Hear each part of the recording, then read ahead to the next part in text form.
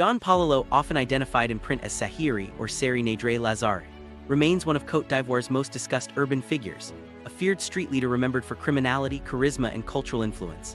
In the accounts that have reached the public record, he appears simultaneously as a gangster tied to Abidjan's underworld, and as a symbol through which Ivorians debate power, language, survival, and the moral cost of making it by any means.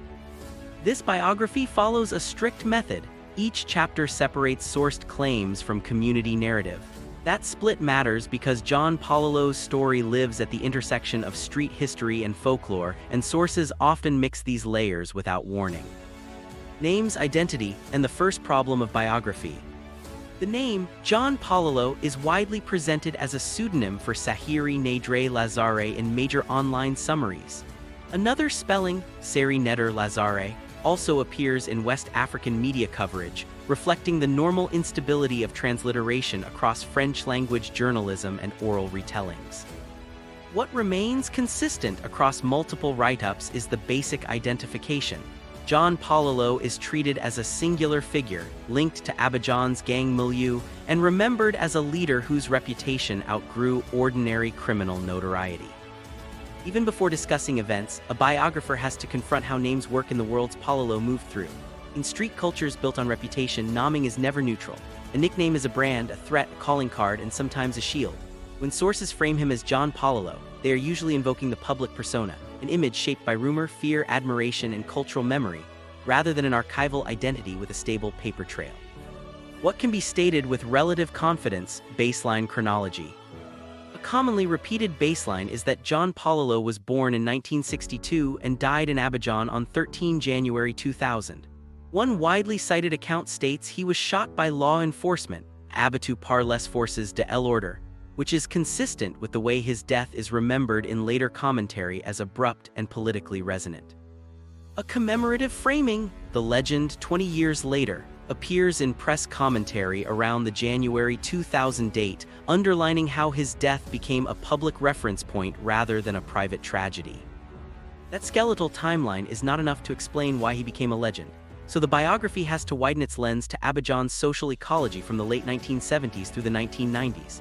In that period, narratives about youth marginalization, informal labor, and urban violence intertwined with the evolution of Nouchi, urban slang Creole, and the aesthetics of toughness, posture, dress, dance, and coded speech. Abidjan's street cultures, ziguéhi, Nouchi, and the V's. Key source describing the cultural environment notes that Nouchi emerged in Abidjan's popular neighborhoods from the late 1970s, spoken first by young, precarious workers and later adopted more widely. The same analysis ties the rise of street groups to economic and social stress, describing how young men could shift from precarious work into forms of organized street identity, sometimes framed as ziguéhis, associated with toughness and self-asserted justice in violent conditions. Within that frame, John Pololo is repeatedly described as the best-known leader of the V's, glossed as Vagabonds sauvages or Vagabonds salariés, and depicted as both a criminal leader and a figure with social reach.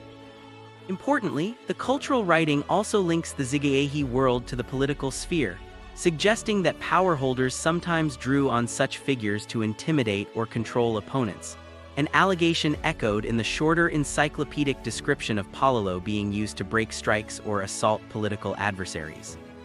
This political overlap is one reason Pololo's story remains volatile.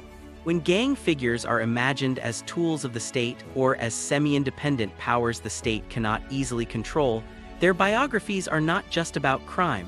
They become arguments about legitimacy, fear, and who truly governs the street. Documented attributed claims about crime. In the most direct and severe phrasing, a widely read summary attributes to Pololo a series of crimes: robberies, extortion, rape, and murder. The same source places his activity starting in Abidjan streets during the 1970s and portrays him as a major violent actor rather than a minor delinquent.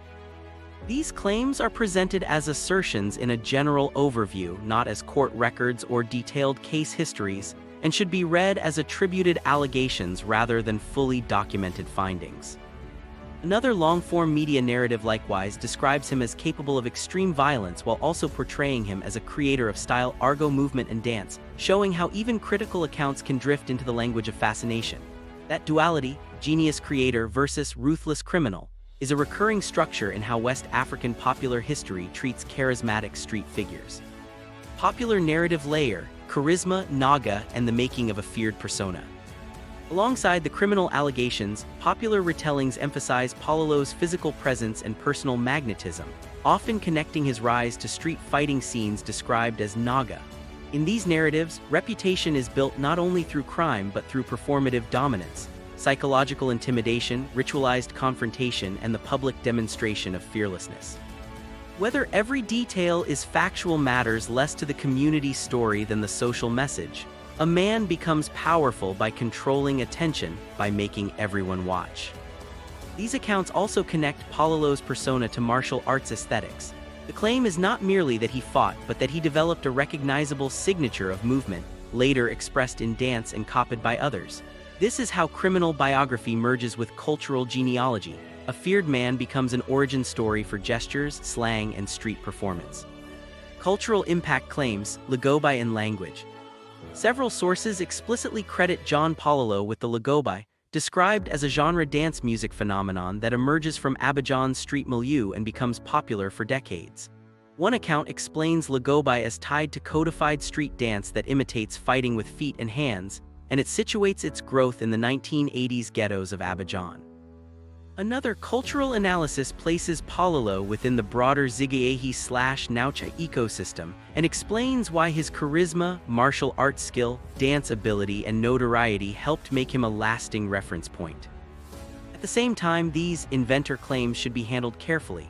Cultural innovations rarely have a single author, and street styles usually emerge from collective experimentation. What can be said with confidence is that published commentary repeatedly treats Pololo as a central emblem, whether or not he was the sole originator of a style that fused toughness, swagger, and linguistic creativity. How this biography will proceed, structure of the full series. Part 2 will move from background into narrative, Abidjan's neighborhoods, the social economy of street groups, and how V's leadership is described in the public record.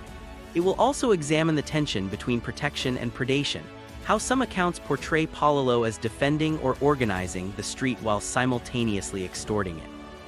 Part 3 will focus on the 1990s, political turbulence, policing narratives, and how Pololo's death in January 2000 became an event through which society talks about violence and authority. Subsequent parts will treat his afterlife, memory, homage, cultural identification, and the appearance of Pololo as a figure invoked in discussions of Nouchi and its entry into literature.